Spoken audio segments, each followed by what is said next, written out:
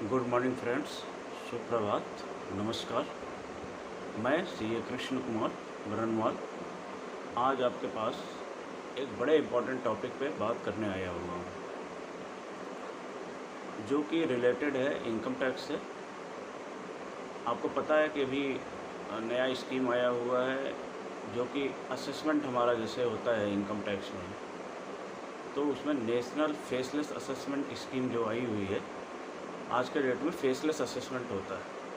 और faceless assessment में हमारे को बहुत सारी प्रॉब्लम होती है बेइंग एन एसएससी, क्योंकि वहाँ पे आपका डायरेक्ट कोई कम्युनिकेशन नहीं होता है विथ योर एओज या जो कमिश्नर अपील है उससे।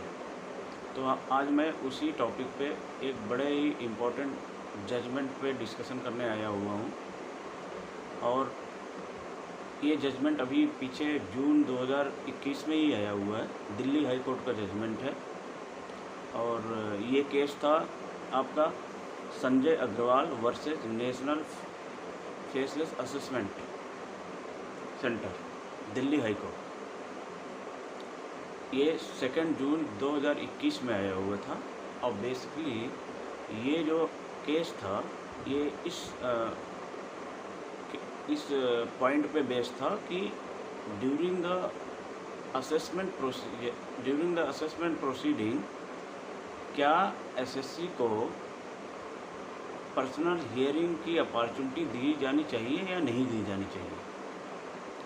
जैसा कि आज के डेट में हमें पता है कि सारा कुछ फेसलेस हो गया है, तो वहाँ पे हमारा पर्सनल कांटेक्ट होता नहीं है, और हमारे को ये भी नहीं पता है कि हमारा केस कहाँ पे जा रहा है, कौन सा ऑफिसर देख रहा। तो ये गवर्नमेंट का कहना है कि ये स्कीम इसलिए लाया गया कि आपका इंटरेक्शन ना हो सके और सारा कुछ फेसलेस हो। तो इसी को ध्यान में रखते हुए गवर्नमेंट ने फ्रेम किया हुआ है इसके रूल्स को। और जो ये सेक्शन है 144B, उस सेक्शन ही सारा एक्सप्लेन करता है। तो वहाँ तो इसी के केस के रिगार्डिंग, इसी प्रोसीजर के रिगार्डिंग एक केस था Sanjay Agarwal versus national faceless assessment centre, जिसमें दिल्ली हाई कोर्ट ने अपना डिसीजन दिया हुआ। और केस इस तरह था कि जो संजय अग्रवाल जो एसएससी था, उसका जो है असेसमेंट ईयर 2018-19 की रिटर्न उसने within due date file किया था। फाइल करने के बाद इसको 2020 में इसका जो है केस टेकअप किया गया, और इनको जो है नोटिस इश्यू हुआ 143 सबसेक्शन 2 का। और उसके बाद इन्होंने रिप्लाई किया, और उस नोटिस में ये किया गया कि इन्होंने रिटर्न जब फाइल किया तो उसमें इन्होंने 33 लाख का इनकम दिखाया, टैक्सेबल इनकम। और जब इनको नोटिस इशू किया गया तो उसमें दो चीज़ों पर एओ ने अपना ऑब्जर्वेशन दिया। एक अनसिक्योर्ड लोन था इनका, और दूसरा एक्सपेंस पे था।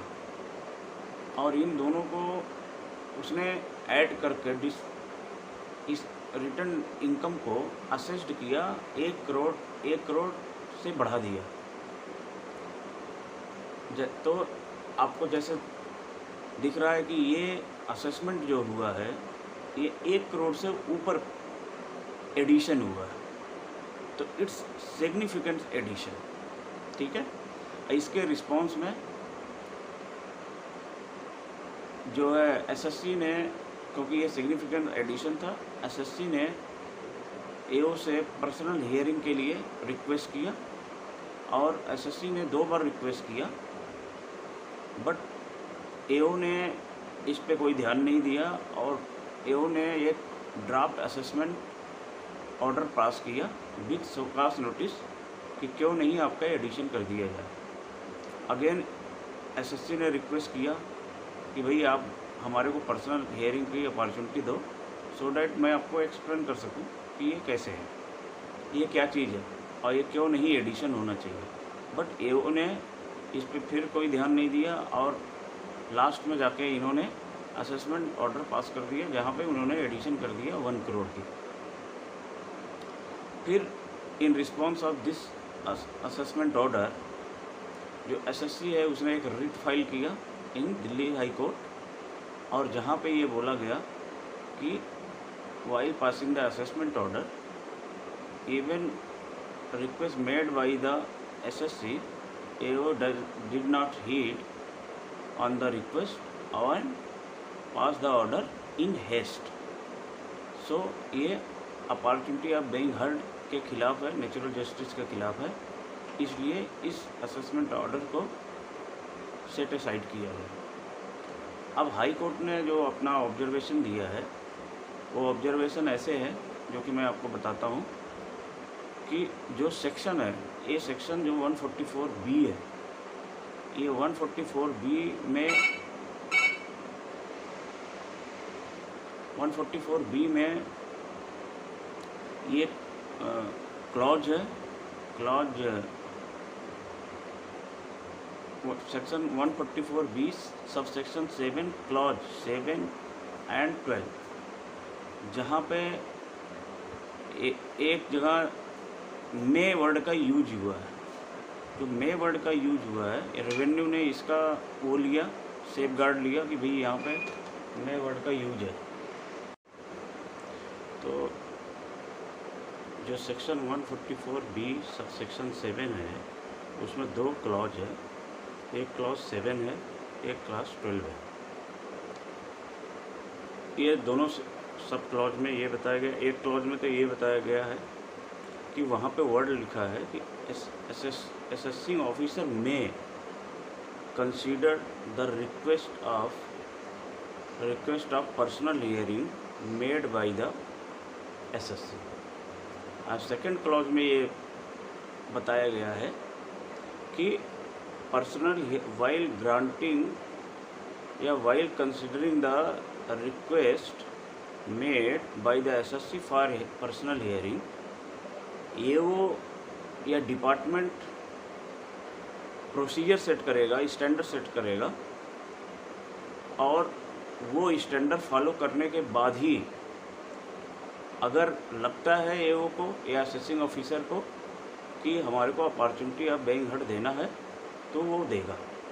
अब हाई कोर्ट ने ये 2 पॉइंट पे कमेंट किया अपने जजमेंट में।